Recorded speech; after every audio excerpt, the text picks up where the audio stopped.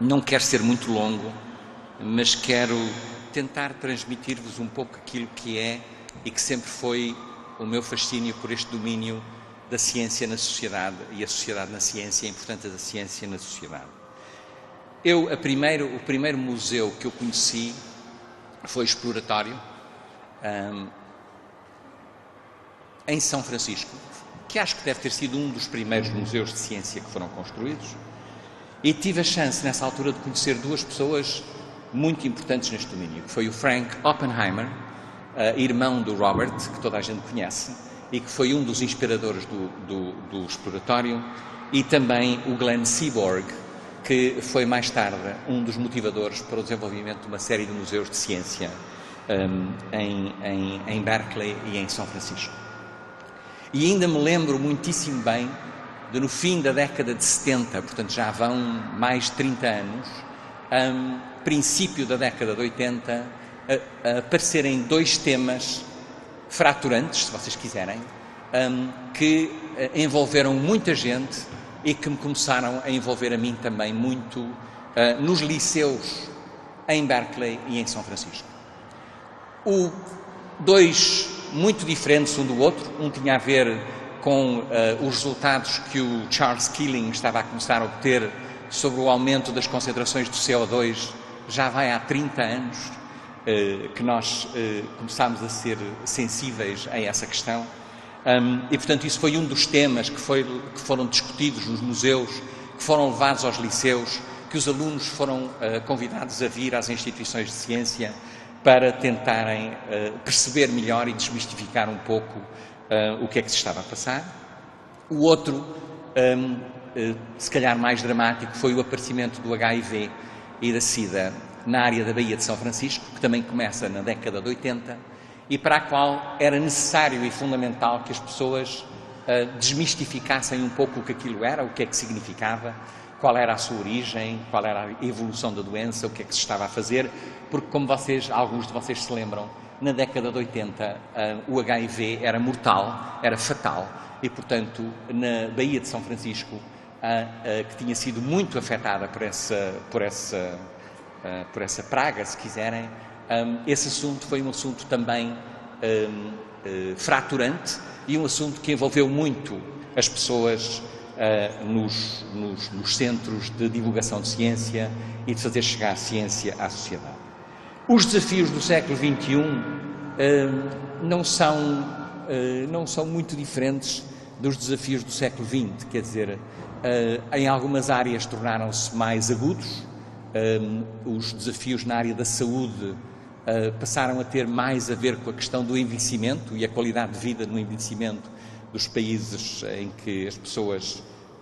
vivem mais tempo, felizmente. Temos as questões da energia, as questões da água, as questões muitas vezes associadas à complexidade dos fenómenos e a perceber, trazendo informação de várias disciplinas,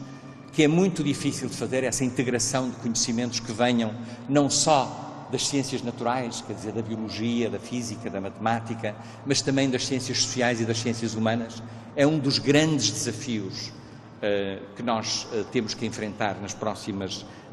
décadas e que se vai tornar cada vez mais importante. E o desafio neste planeta em que aparecem fundamentalismos cada vez mais fortes em várias partes do planeta, é tentarmos perceber como é que é possível ajudar um desenvolvimento sustentável para que haja uma equidade naquilo que seja a distribuição dos recursos humanos e dos recursos do planeta, para que os países que ainda estão em desenvolvimento possam ter a qualidade de vida e os seus cidadãos que existem nos outros países que já chegaram a estes níveis. Eu gostava de... Portanto, fazer estas coisas todas dá muito trabalho, envolve muita gente, envolve pessoas que vêm de áreas diferentes do conhecimento, que não é fácil de fazer, porque as pessoas falam linguagens diferentes, têm terminologias diferentes e é difícil encorajar este diálogo.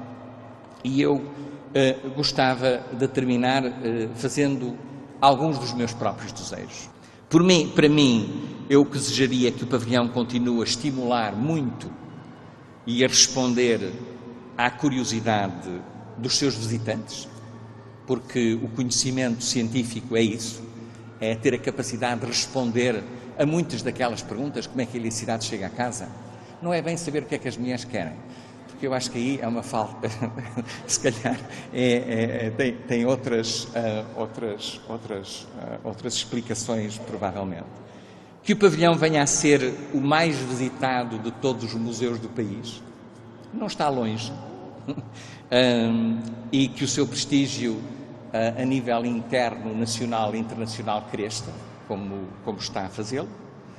E também acho que uma das funções principais do pavilhão e de todos aqueles, não é só do pavilhão, mas todos aqueles que em ciência e na ciência com a sociedade gostariam de fortalecer, é perceber que a ciência, mesmo que não saiba responder a todas as perguntas, em grande parte ajuda a esclarecer e a tornar as perguntas mais claras em relação àquilo que se quer saber e a desmistificar um pouco a nossa realidade.